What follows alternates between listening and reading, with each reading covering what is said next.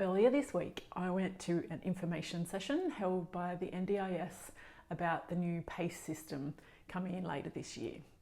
So if you're seeing this video or post any later than maybe mid-August 2023, there's every chance that this won't be current anymore.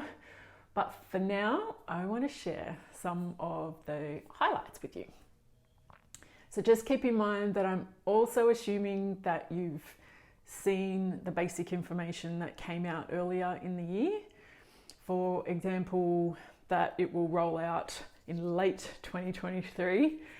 They've been trialling it in Tassie since November last year, and there'll be bulk uploads only, no individual claims anymore, and no more service bookings. So overall, if you do have a chance to go to one of these PACE information sessions in person or at the very least online, I would highly recommend it. A huge portion of it was answering questions from providers, and they had also built into the presentation answers to a lot of the questions that they'd been receiving in the other sessions that they'd already done. I'm not sure if the same guy is going to be at every session, but the one that was at Newcastle this week, he really knew his stuff and he handled all the questions really well and was open to taking feedback on board as well. So it's really worth getting to one of those sessions if you have concerns and if you get the chance. So some of the main points that I took note of was that they're already making changes since that Tasmania trial. One of the big things he said was that part of the reason the current system is so clunky and awful and hard to use is that it was set up by Services Australia, and the NDIA actually had very little control over how it works, and they haven't been able to make changes that they've obviously needed.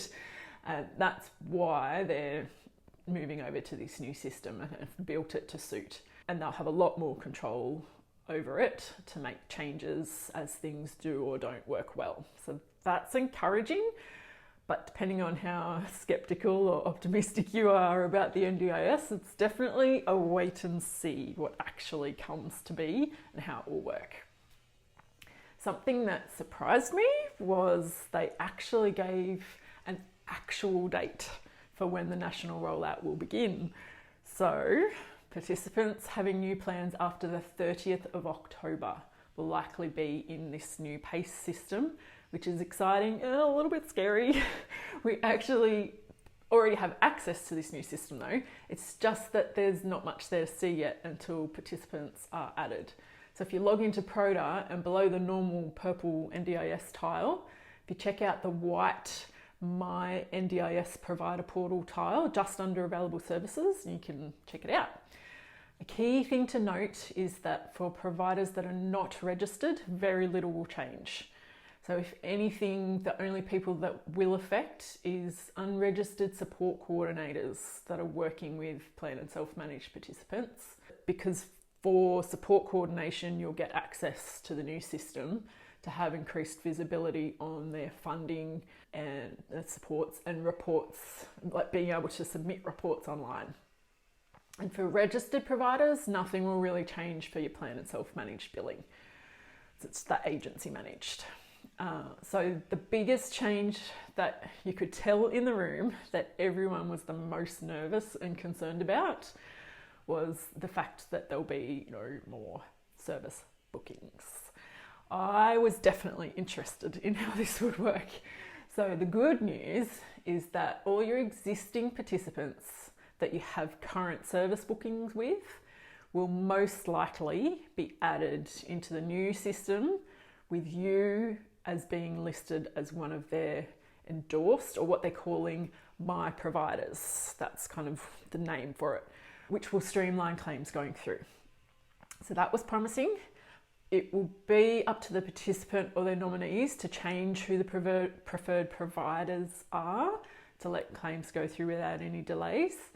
And then if you are not listed as a preferred provider, for most funding categories you can still submit claims, but the participant will have the opportunity to question a claim before it gets processed.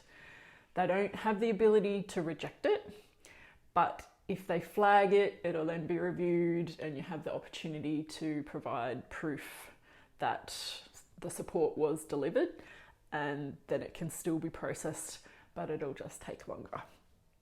And yes, the length of time for payments to be processed is a big concern here. Even being a My Provider, the timeline will be like 7 to 10 days instead of the current 1 to 2 days for agency claims to get paid. Cash flow will be a challenge for sure, and something to try and start building a buffer for right now if you can. So the other big concern around removing service bookings was not being able to tell if a participant had enough funding left in their plan when starting services. And that was asked in a number of different ways by different people throughout the session. The response was that if you get consent from the participant, you'll be able to have some visibility of funding. So they didn't talk about or show what level of visibility that would be and how exactly it would work, but that was the reassurance that was given. So the big takeaway from that was that when you're signing up new clients, to make sure you have a process in place for intake and onboarding, and include in your welcome information, encouraging them to add you as their My Provider in the system, and also a way of getting that consent to be able to have that visibility of the information that you need. The other step that will apparently be added by the NTIA will be more check-ins and monitoring where there may be overutilisation and underutilisation of funding, and checking in with participants if that's happening to, in theory, pick up on if plans are going to run short on funds. To me, this sounds great in theory, but I know a lot of people will be sceptical until we actually see that happen. The question was definitely raised about whether there will be more NDIA staff available to manage these check-ins and the extra manual claims that will be happening when funds run out.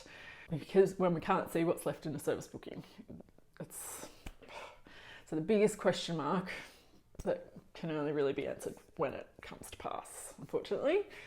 In terms of how it will affect us doing the billing admin, I think there'll be a lot less work for us setting up and managing service bookings, but then we'll need those processes in place to have the best chance of being set up as a My Provider and getting the consent for viewing funding. We'll need to be claiming more regularly to avoid bigger sums sitting outstanding if there is a problem with funding. And there may be more follow-up needed at the back end, chasing up those problematic claims. So we'll see once it gets going. It'll take 18 months for all the participants to be changed over to the PACE system as they get new plans. So that will mean potentially doing things in 2 different systems over that 18 months. I didn't get a clear understanding of that part yet. So that could mean more work just in that rollout period. I'm really not sure. So it may not be perfect when it first rolls out, but I do get a bit of a feeling that it will be something that will evolve. It won't just be, here it is, deal with it. I think if there's enough noise, if something's not working properly, they will have the ability to improve it. So those are my thoughts. It's going to be an interesting end to 2023, but we're planning on taking it all in our stride, and because that's absolutely part of what we do, is to work with different technologies and systems and figure out the processes that make it work for us and our provider clients. So however it turns out, we'll figure it out and we'll continue. So watch this space, and I'll see you soon.